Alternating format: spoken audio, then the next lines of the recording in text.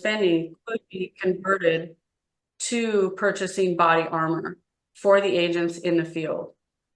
So we really broke it down. We took 3 companies that are known for providing body cams, camera sets, vests, and just took an average of all of those and what we've spent and the bids that we've gathered. And if you see with the company who does a high volume, that would be equipping 37 of their agents with protective gear. Mike 16 and my company 8. So when this data is available, we're really asking people to be aware and to help us get the license plates and convert this money over to where it really needs to be spent. Tony, did you want to pop up that your survey on the screen for people? It's just a quick 2-question survey where the lenders have asked us how important this information is, and they're ready to go to battle for us to get us the license plates. They just asked ARA to bring back to them what they're spending on the purchases and how important it is.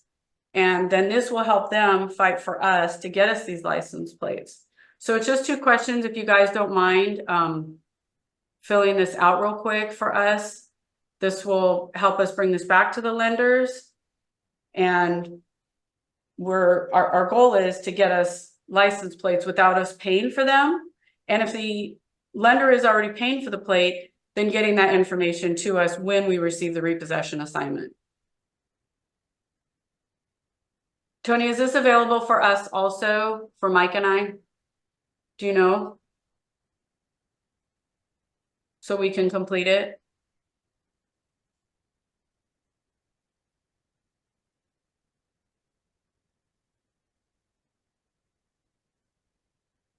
Mike, can you see it? I think as hosts, we're not seeing it, but we can complete it after if it's not available for us.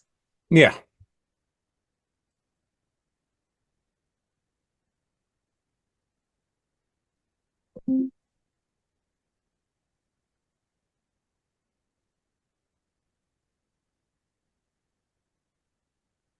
And then the second one, Tony, can they go directly to the second question about how important it is? Yes, they're together. So we've got 16, see 17 respondents so far. We'll keep the poll open for another minute or so.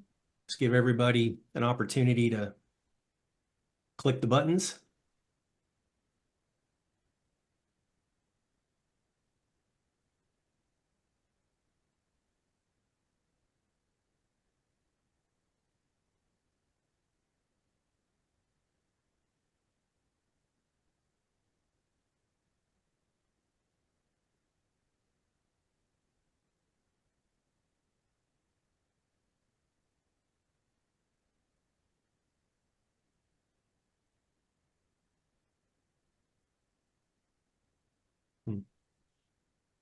All right, about another 15 seconds and we'll close this down, close down the poll. And we can send this out as well, Tony. Yeah. Yeah, this is just to get a feel, take the pulse.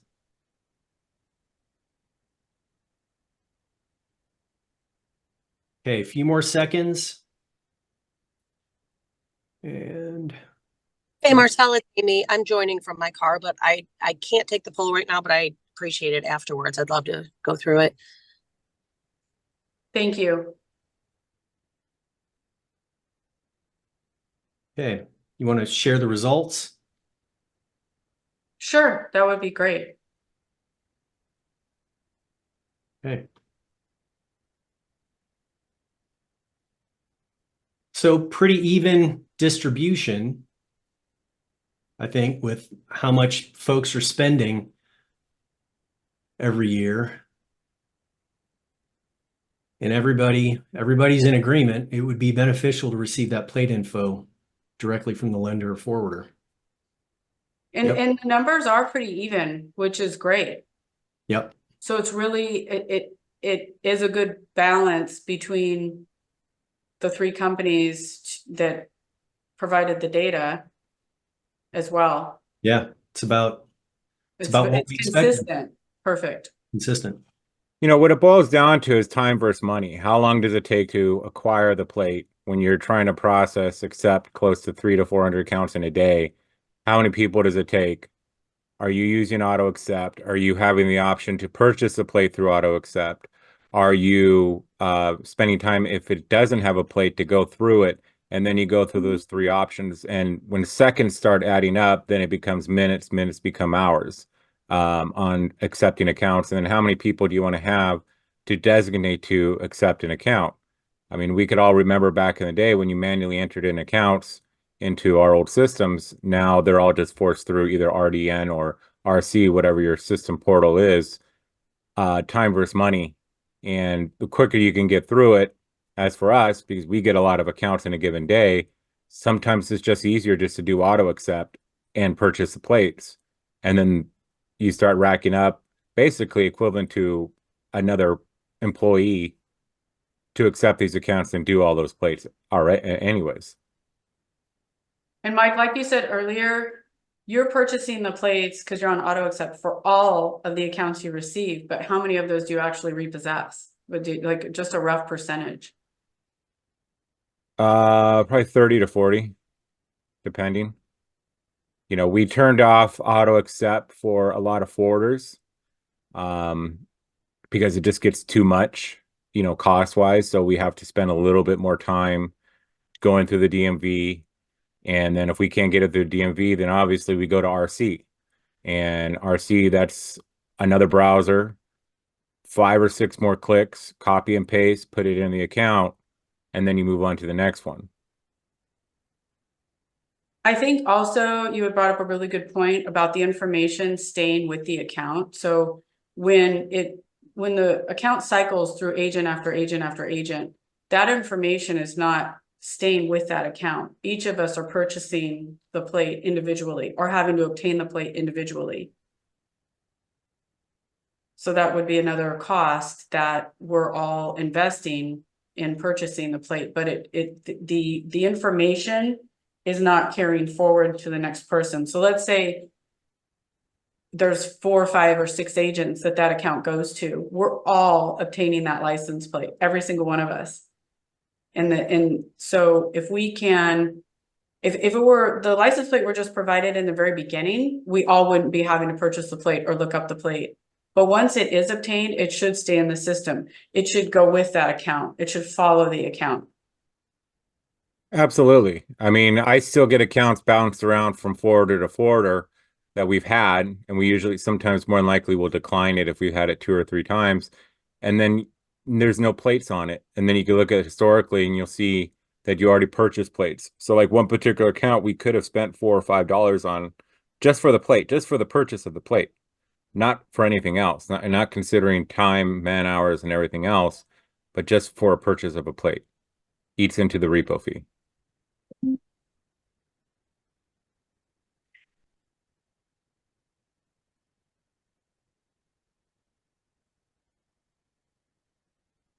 So our next topic is the violence in the industry. We're all aware of this. And this is something that has been a really important topic. And so for all of us that are crunching numbers and trying to figure out how we can equip our guys to try to keep them as safe as possible, I think that the license plates is definitely something that we shouldn't be spending money on when this information is readily available. Again, I know there are some states, for example, Arizona doesn't have license plates. I believe the other one is Maryland, if anybody wants to put in the chat, but there's not many that don't have the license plate or where it's not available. I believe in Maryland, it's available to the lender. It just can't be obtained. Arizona, they don't put a license plate on the title, but this is definitely something that we have to figure out how to be able to afford and budget for this type of gear for the agents in the field.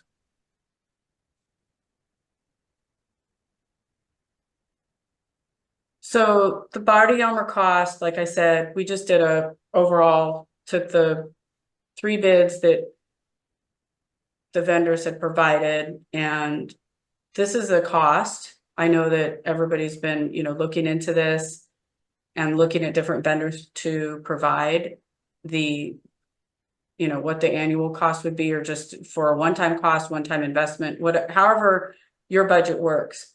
But I think if you've never made this type of investment just alone, the $2,900 here that you would spend is easily what somebody spends in a month. And a lot of companies spend more than that in 1 month. And this equips one vehicle and one agent. So this is really something that if you break down the cost and look at what the initial investment is, it's really not a lot if you're able to reallocate the funds that you're spending on purchasing plates.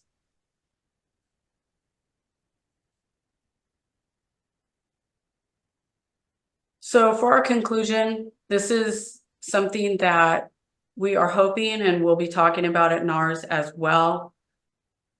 I think it's just a domino effect of everything that is currently going on in the industry. We're all faced with companies closing, repossession agencies are not staying in the industry, not only because of insurance, work comp, all of the above, but also if lenders are not able to recover their vehicles, we're going to see an increase in interest rates. There's just many things that can happen that are detrimental to the agents recovering vehicles for lenders. It affects all of us in some way. Mike, do you have anything you wanted to add to this, just overall? You know, I would like to see, obviously, the money would be used better places. Maybe there's a way to get the information better, to get it quicker. I was looking and I saw Vaughn's question. Here in California, we don't get lien information when you purchase a plate. All you get is just the plate. So I don't know how it is on the 49 other states. That would be good to have because that would certainly help out with wrongfuls. But when we purchase a plate, all we get is just the plate. Doesn't come with anything else. Comes with a plate and attaches to a VIN. That's it. And we all need it. We all need the plate because I personally live off historical data. That is our number one skip tool because we're looking for the car, not for the person. And with historical data, you could only get that through the plate.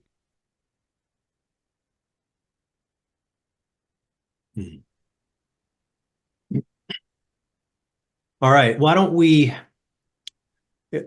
everybody, if you have questions, go ahead and drop them in the Q&A box. But let me go through these and see, let me go through the chat and see what questions I can pull out from there. Oh, and everybody, by the way, we're going to be sending out a similar poll just to survey as many people as we possibly can. We're going to send it out to ARA's entire network just to get their feedback about what they're spending on plates and if they think it'd be beneficial to have the plate information provided directly from the lender or the forwarder. I think also, Mike, so was the question about scrubbing the lien? I think like you described, we're not able to do that in California, but even if you are able to do that in another state, I believe there's a cost for that. And if that's what Vaughn was asking, I believe Texas charges them, even if it's a nominal amount of money, and maybe Vaughn, you could speak to that, but I believe that there's a cost. And if you're receiving 1,000 assignments a day and you're scrubbing those liens and trying to get the plates, I mean, just add that cost up. It's just unbelievable what. Well, add the time too. I mean, here in California, I would love to have that when you get a plate and you can find out, make sure that the lien holder lines up and all that stuff. But out here, we can't. I've heard other places can, but here in California, we don't get that. That would save us a lot of headache. I'll tell you that right now, if we had that ability. But I think that was a state issue here in DMV. Yes. Tony, can you hear me here? Yeah, we've got you, Vaughn. Okay. Well, Marcel, hey, thanks both of you guys for putting this on. I think the information is needed. My question was first, I do agree with everything you're saying. The plate information is needed, and there is a hard cost that the agents are spending for this. But my question and comment was, I don't believe that getting the plate information is enough. Any agent on this call has probably been sued for wrongful repossession. And most of it is around the legal changing. And I think the industry-wide, on the client side, they must take ownership of this. It's incumbent upon them to verify the lien before the assignment is dumped into the LPR platform or before the assignment is sent out to an agent. And that must be something that reoccurs in the life of that account being out in the space, because these liens change hands every day. So that my deal was, yes, you guys are 100% spot on. There's a need here, but I think it needs to be twofold. There needs to be something that confirms that lien prior to and the life of the assignment being out in the field.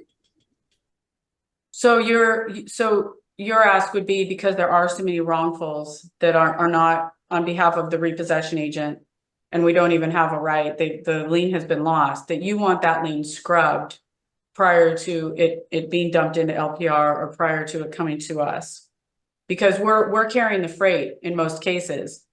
So the bad actor isn't responsible. So they just dump it in LPR, which most forwarders do. And then it's up to us if we wrongfully repo it, because we're defending them because of reverse indemnification. Exactly. That's Marcel, that's spot on. We only can take ownership of so much, but to your point, when there's a lawsuit for a wrongful, the first 10,000 on the policy that I have, that I'm responsible for it, right or wrong. So we just have to, I think a lot of this has to do with educating the client, whoever that is, whether it's a forwarder or a lender. They must understand that there is hard consequences that goes far beyond their reach when they avoid that first step, which is scrubbing the lien, and then a continuum of that during the life of that lien being out in the street. And then scrubbing the lien also, if they didn't have a plate, let's just say that they have an electronic title that didn't have a plate. If they scrub the lien at that point, then they're running a DMV live in real time, and the plate would be there. That would it would be it would help. You'd kill two birds with one stone if they did that. They'd be able to accomplish two things: them getting sued, us getting sued, the forwarder, if there's a forwarder involved, getting sued for the wrongful repo, but then also providing the license plate. Because I've noticed on some electronic titles, they aren't there, but they're not actually scrubbing the lien. They're just giving the proof of ownership that they received when the vehicle was financed. Scrubbing the lien is something different. You're running the DMV right then and there in real time, and the plate will be there. Like I said, in most states.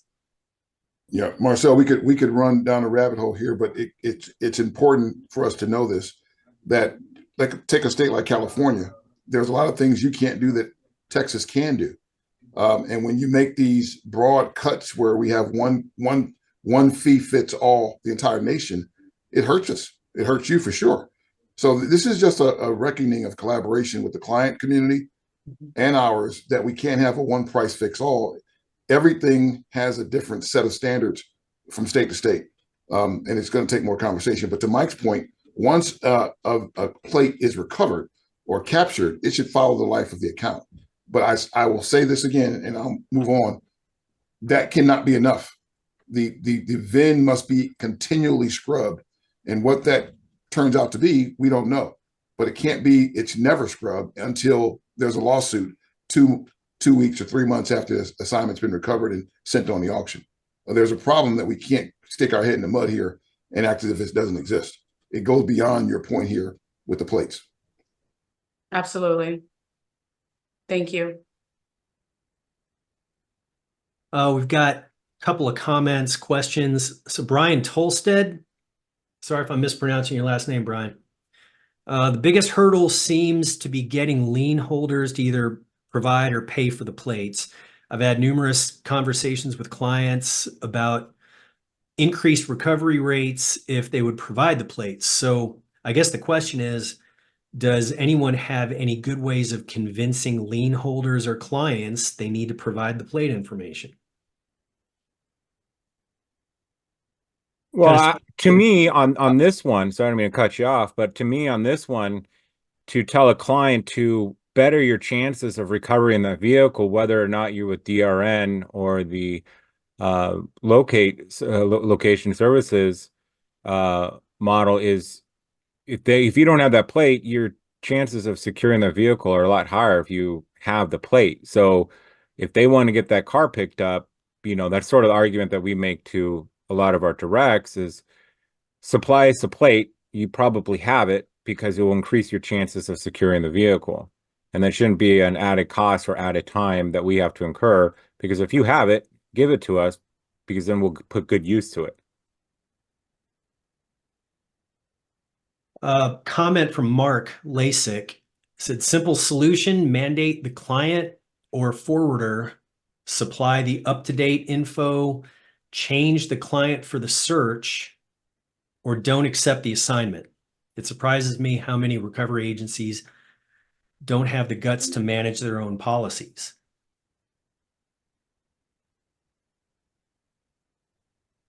We have any comments on that? Mark, I agree with you. I think that the plate should be something that is required, and you're old school like we are. I mean, you would never get a repossession assignment without a license plate. Most of the time you had a color. All that information used to be on the contracts when the vehicles were sold, but a lot of lenders still do have this information. And I agree with you, it needs to be passed through to us. And I hope we don't get to a point where we have to say, we can't accept the assignment until we have this information. But they also need to realize where we're sitting and how much more important it is for us to not be paying for plates and protecting the agents in the field. I also believe, as far as safety is concerned, when you do have a license plate and it's at the right address and it fits the vehicle description, the driver can back into it instead of getting out by himself and VINing it and not being in a truck and not being backed into it. They could jump in the car. There could be a lot more violence that would be would expose the agent to in that situation if they're trying to get out and vent it in the middle of the night and then running down the street and get in their truck. I just think there's a lot more exposure as well without having that plate.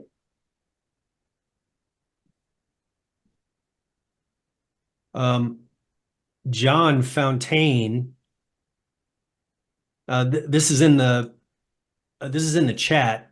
So John's got a connection for some vests, American made, threat level 3A, high vis carriers, which I think is best from a perception standpoint. I can get them at 400 each.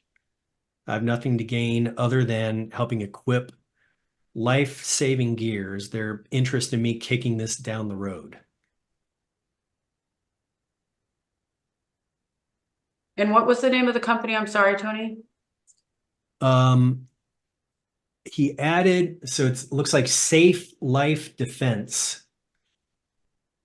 John posted a screenshot. Oh, okay, nice. And what rating was it? 3A. Do we know the approximate cost of that vest, John, by chance? It's listed for $679. John said that he can get them at 400 each. Wow. That's amazing. Thank you, John, for sharing that. And that's something, Tony, we could help put out as well. Yeah. To the agent network. Yeah, Matt, we see your messages. We got you.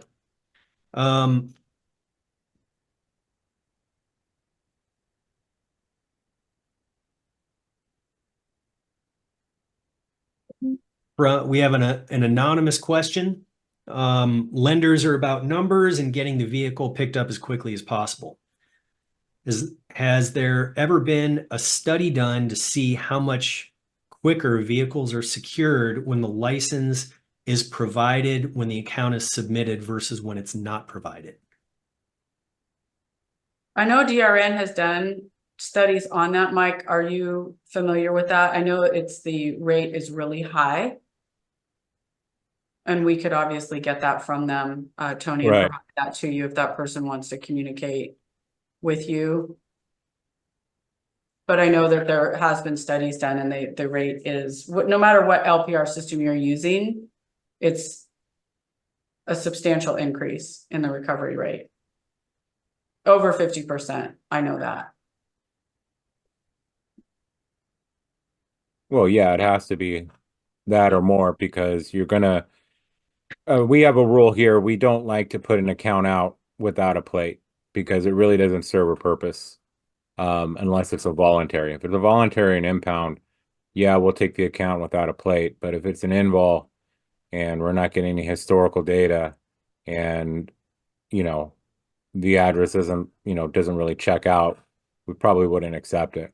We rely heavily on plates out here in California.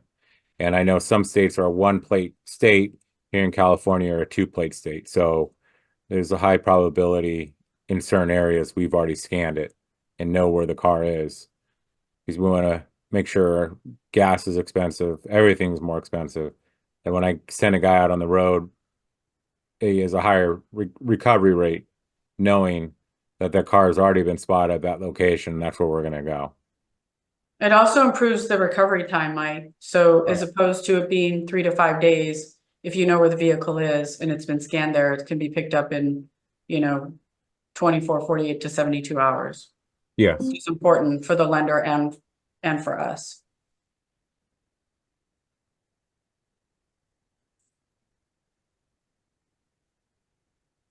All right, there were a couple of comments about the body armor rating. Tony mentioned that he wouldn't recommend anything below 4A body armor. Because below that wouldn't stop a rifle round. But then Matt said that he did quite a bit of research and couldn't find a shooting where a rifle was used.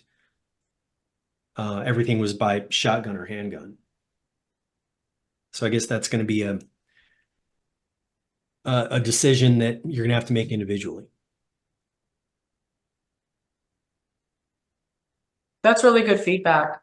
Thank you guys for sharing. And it doesn't look like anything else is coming in. So Marcel, Mike, any final comments before we close it out? I think what we could do, Tony, is get you the numbers for the recovery rate from the LPR providers in the space. And either you can share those or ARA can share those. And then I feel what Matt shared is important, as well as John and the rating. And if Matt already did the research on the incidents that have happened, I think that's, important with the 3A and 4A. And also maybe have John, if you could help us out with just the difference in cost between the 3A and 4A, that would be appreciated. And also we could put out to the space that you can get the vests also for our network for that reduced price. That helps a lot. I mean, that's almost $200. So that discount is substantial, especially when you're making this investment for the first time, or you're just trying to, add to your fleet the camera sets for your vehicles and the vests for your guys and the body cams. It's a lot of upfront costs. Mm-hmm. So the feedback is great, guys, because I didn't know anything that was shared today of the 3A, the 4A, and the rifle, if a rifle was used. So thank you for that. Okay. Well, Marcel, Mike, thank you very much. We appreciate you bringing this topic to light. And just to close us out, I just want to remind everybody that the ARA, the 60th ARA convention is coming up on April 10th, and it precedes NARS. If you plan on going to the ARA convention, just a reminder that you have to register and you have to be an ARA member to attend. There's no cost to attend, but you have to register, and you do that at ARA's website, which is repo.org. And then NARS 2024 is April 11th and 12th. So the ARA convention is on April 10th. NARS 2024 is April 11th and 12th. Same location at the Signia by Hilton, Bonnet Creek in Orlando. It's a long name. And if you want to register for NARS, you can go to Repo Summit, reposummit.com. And with that, I think we're going to close this out. Thank you, everybody, for showing up, and we will see you next month on ARA's Continuing Education webinar series. Thanks, guys. Thank you. Bye, guys.